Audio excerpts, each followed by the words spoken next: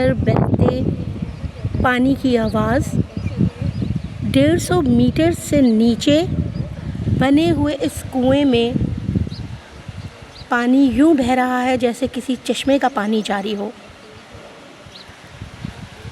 تھر block 2 میں Ansari green park, جو بشیر احمد انصاری کی یاد میں بنایا گیا ہے، یہاں پر ایک ایسا کنواں موجود ہے جہاں 150 میٹر سے نیچے پانی کی آواز آپ بآسانی سن سکتے ہیں۔ یہ پانی کہاں سے آیا ہے؟